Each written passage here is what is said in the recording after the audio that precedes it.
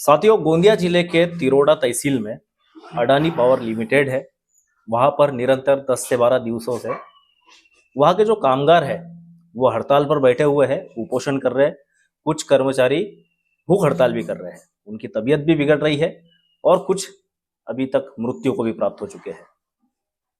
साथियों, जो आज मैं यह कहानी लेके आया हूँ उसी से रिलेटेड है कि कैसे साथियों अपने क्षेत्र में प्राइवेट कंपनियां आती है, क्षेत्रवासियों से एनओसी लेती है, वहां पे अपना उद्योग स्थापित करती है, उन्हें यह भरोसा दिलाती है कि हम आपके क्षेत्र में विकास करेंगे, क्षेत्र की रूपरेखा चेंज होगी, यहाँ पर पैसा आएगा और आप लोगों को रोजगार भी मिलेगा।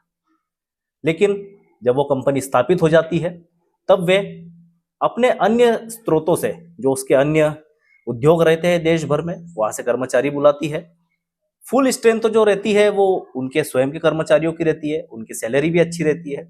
लेकिन मरण होता है वहां के लोकल व्यक्ति का, जो इस आशा में रहता है कि हमें तो रोजगार मिला है, इस कंपनी से हमारे बीवी बच्चे फलेंगे फूलेंगे, हम अपना परिवार अच्छे से चलाएंगे, हमें रोजगार मिलेगा। साथियों, आज की यह जो मैटर है ये इसी से संबंधित है। साथियों, मैं गौरव कुमार और आप देख रहे हैं ग्रेट न्यूज हिंदी। साथियों, आज मैं हूँ ग्राम पंचायत पिपरिया में। यह आमगांव विधानसभा क्षेत्र की सबसे बड़ी ग्राम पंचायत है। मैं पहले भी अपने वीडियोस में बता चुका हूँ। साथियों, यहाँ पर एक पोल्ट्री फार्म इंडस्ट्री, जो देश की जाने मानी कंपनी है एबिस ग्रुप, उसके द्वारा यहाँ पर अपना पोल्ट्री फार्म, अपना उद्योग लगाने की 2 से 3 वर्ष पहले प्रक्रिया की गई थी।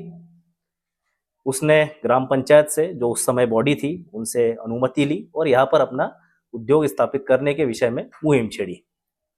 लगभग 50 से 60 एकड़ में फैली हुई ये कंपनी, जो लगभग अब स्थापित होने की कगार पे है, उसने ये वादा किया था यहाँ की ग्राम पंचायत से कि हम आपकी पंचायत में जो भी बेरोजगार है उन्हें रोजगार देंगे और इस क्षेत्र का डेवलपमेंट में सहभागी बनेंगे। लेकिन साथियों, कुछ ऐसी शिकायतें मिली जब इस ग्राम पंचायत पिपरिया में पिछले कुछ दिनों पहले आम सभा रखी गई, तब मजदूरों ने इस बात को उठाया कि जब भी हम किसी इशू को लेकर शिकायत करते हैं तो हमें निकाल दिया जाता है। इसी विषय में साथियों हमारे साथ में है ग्राम पंचायत पिपरिया के, जो ग्राम सभा के दौरान सरपंच रहे, गुनाराम मेयर साहब, वर्तमान में उप सरपंच साहब। यूट्यूब चैनल पे आपका बहुत बहुत स्वागत है। धन्यवाद। ग्राम सभा में आपके जो ग्रामीण है पिपरिया के, आरोप भी लगाए थे कि हमें निरंतर निकाला जा रहा है। क्या मैटर है साहब इस एबिस कंपनी का? देखिए, 2023 के शुरुआत में हम ग्राम पंचायत में निर्वाचित हुए, ग्राम पंचायत में गए, पदाधिकारी बने, सरपंच बने, उप सरपंच बने। उस दरमियान ऐसा पता चला कि वहाँ फलाने ढेकाने की जमीन है और वहाँ पर एबिस कंपनी आ रही है। एबिस कंपनी छत्तीसगढ़ की जानी मानी कंपनी है और जब वो कंपनी आने से हमारे क्षेत्र के लोगों को बहुत बड़ा रोजगार मिलने वाला है, ऐसी चर्चाएं चली। लेकिन ग्राम पंचायत से जब इनको शुरुआती जब एनओसी जो दी गई तो लोगों को विश्वास में न लेते हुए दी गई। अध्यक्ष के अनुमति से आने वाले विषय में रिकॉर्ड मेंटेनेंस करके उनको एनओसी दे दी गई और उन्होंने अपना काम चालू कर दिए।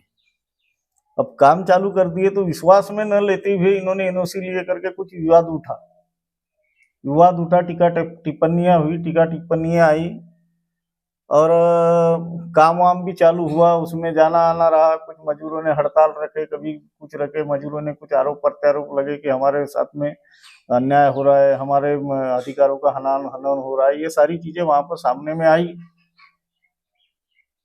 जैसे ही मैंने 22 जनवरी को सरपंच का पद ग्रहण किया तो 4-5 दिन के अंदर में ग्राम सभा लेना अनिवार्य था। 26 जनवरी की ग्राम सभा जब मैंने लिया तो 26 जनवरी की ग्राम सभा में लिखित में आवेदन आ गया लोगों का, यानी ग्राम की जनता का। उपस्थित ग्राम सभा के सभासद सदस्य जो है उन्होंने लिखित में आवेदन दिए कि डायरेक्ट इसका एनओसी रद्द करने का प्रस्ताव पारित कर दिया जाए। लोगों ने मांग रखा जी। अब मैं सरपंच वहां का होने के नाते, सभा का अध्यक्ष होने के नाते मैंने निर्णय लिया। मैंने समझाया कि मैं बोला एकाएक हम एनओसी रद्द नहीं कर सकते और ये निर्णय नहीं ले सकते। हम पहले थोड़ा सहानिशा किया जाए, उसकी जांच पड़ताल किया जाए कि उनको जो एनओसी देने वाले हैं ये कौन कौन है, क्योंकि उसमें मुख्य एनओसी ग्राम पंचायत की होती है। सेकंड एनओसी जो होती है प्रदूषण नियंत्रण मंडल, यानी उसके माध्यम से कोई प्रदूषण क्षेत्र में नहीं फैल रहा है। दूसरी एनओसी होती है पशुधन विकास विभाग की, जी। क्योंकि वहाँ पक्षी पाले जाते हैं। पक्षी। मुर्गी जो है पक्षी वर्ग में आती है, और पक्षियों से अनेक प्रकार की बीमारियां होती है। जी, दूसरी बात, वो बिल्कुल जलाशय के पेट में है जी। वो कंपनी का जो निर्माण हो रहा है जलाशय के पेट में हो रहा है, तो उससे उत्सर्जित जो खराब पानी है कहीं जलाशय में तो नहीं जा रहा है। तो जलाशय वाले विभाग का भी प्रमाण पत्र की थोड़ी जांच की जाए। तो ऐसा करके उनको हमने फिर पत्र दिए कि इसको बाद में धीरे से लेते आता है, लेकिन पहले थोड़ा सा उनको चांस दिया जाए और अपन जानकारी ले ले। तो उनको जब हम पत्र दिए तो उन्होंने सादा पत्र का जवाब पत्र में दे दिए कि हम ऐसा करेंगे, वैसा करेंगे, फलान करेंगे, ढेकान करेंगे। मुलाकात भी किए, लेकिन बाद में उसके ऊपर मैंने देखा तो मैं बोला ये सादे काम कागज में अगर काम अगर चल गया तो भविष्य में तो पिपरिया की जो आने वाली पीढ़ी है ये जूते मारेगी। सही। भविष्य में आने वाली पीढ़ी जूते मारेगी, क्योंकि ये कंपनियों के मालक होते हैं पैसे वाले जी। और ये पैसे वाले मालक डायरेक्ट पैसे की बात करते हैं। किसको एनओसी लेना है, किससे क्या करना है, क्या नहीं करना है, वो उनके हाथ में रहता है सब। तो हमने जब उनकी दूसरा पत्र दिया, फिर एनओसी जब आई तो प्रदूषण नियंत्रण मंडल ने भी उनको एनओसी दिया है, लेकिन अटी शर्ती पर आधारित दिया है। पहाड़ बंदर विभाग ने जो पिपरिया जलाशय वाला जो कार्यकारी अभियंता है उसने भी दिया है, तो वो भी कुछ अटी शर्ती के आधार पर दिया है। तहसीलदार महोदय ने दिया है, उसने भी कुछ अटी शर्ती के आधार पर उन्होंने शर्तें रखी है उसमें, यानी शर्तों के आधार पर उनको एनओसी दिया गया।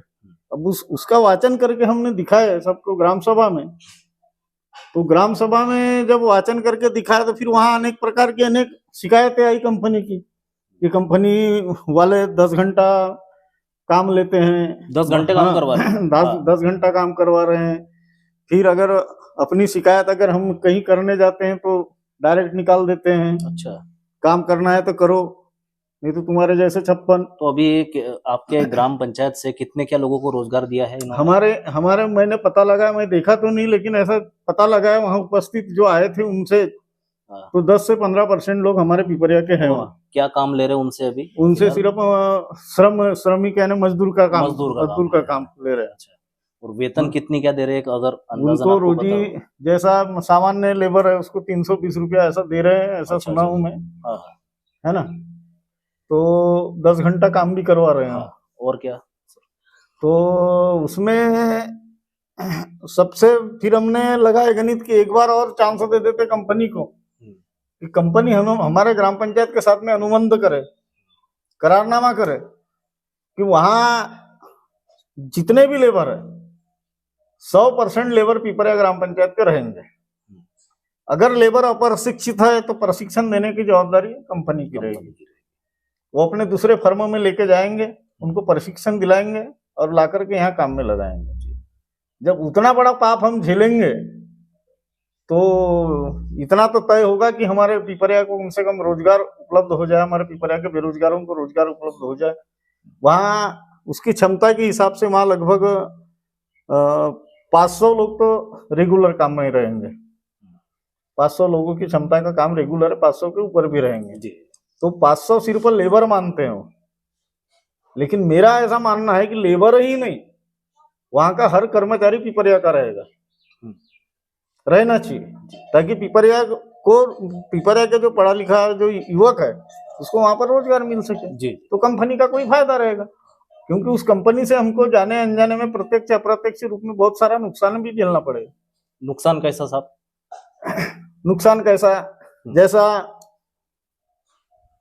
जलाशय है, हाँ समीप में जलाशय है, पिपरिया जलाशय है जी। तो जलाशय में कहीं ना कहीं तो उसका साइड इफेक्ट पड़ेगा जी। भविष्य में जैसे बर्ड फ्लू वगैरह आ जाती है, मुर्गियों की अनेक प्रकार की बीमारियां आ जाती है। हाँ। तो उसके माध्यम से कुछ ना कुछ वातावरण में फर्क पड़ सकता है, इफेक्टेड हो सकता है अपना एरिया। और अपने क्षेत्र में साहब ये भी है कि प्रतिवर्ष सारस पक्षी भी आते हैं, यहाँ पे प्रजनन करते हैं, तो हो सकता है उसमें भी कुछ इफेक्ट पड़े। यानी ये सारे इफेक्ट होने की संभावना है। तो ये संभावनाओं से हम कंपनी को रूबरू कराएंगे। ऐसी अगर परिस्थिति आई तो इसकी जवाबदारी कंपनी की रहेगी, जवाबदार कंपनी रहेगी। इसकी कंपनी हमको लिख के देगी कि ऐसी अगर परिस्थिति आई तो उस समय में जो भी उपाय योजना करना है तो कंपनी की ओर से की जाएगी। ये सारे पॉइंट आप जो अभी बता रहे हो, हाँ। क्या ये शुरू में जब एनओसी दी गई थी अपने पंचायत द्वारा भी, तो ये शर्तें वगैरह सब रखी थी? नहीं, हमारे अगर संज्ञान में ये बात आई थी तो हम ये शर्तें रख के ही एनओसी देते, लेकिन ये बात को पब्लिक के बीच में आने नहीं दिया गया।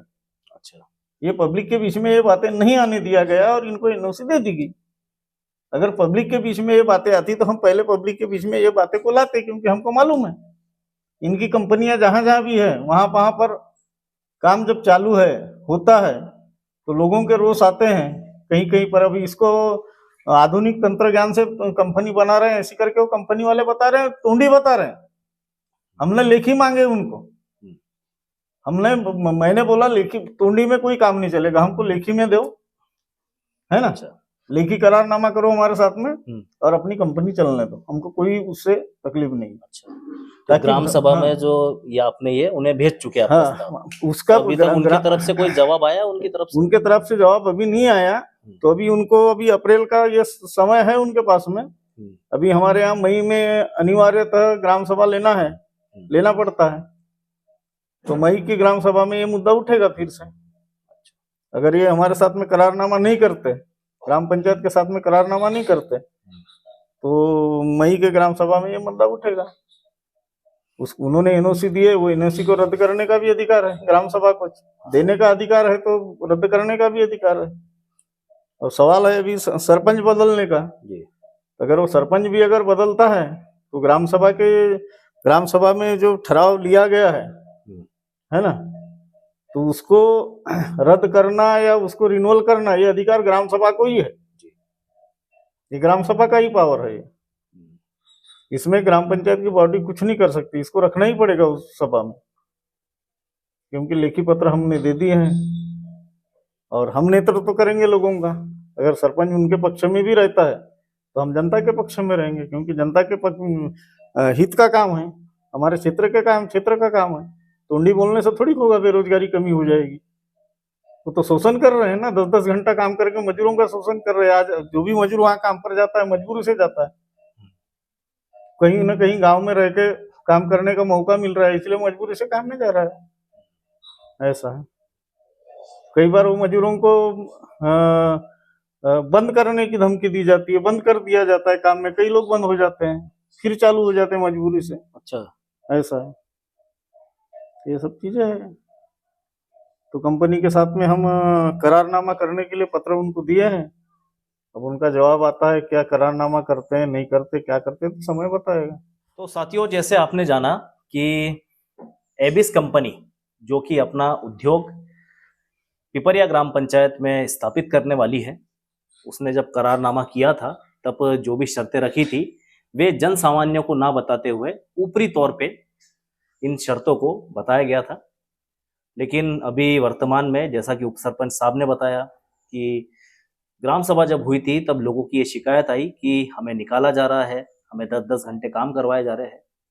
साथियों, हो ना हो ऐसे जो बड़ी बड़ी कंपनियां इन क्षेत्रों में विकास करने के लिए आती है, अपने उद्योग स्थापित करने के लिए आती है, लुभावने वादे करती है उस क्षेत्र की जनता से कि हम आपके क्षेत्र में लोगों को रोजगार देंगे, आपके क्षेत्र का इससे उद्धार होगा।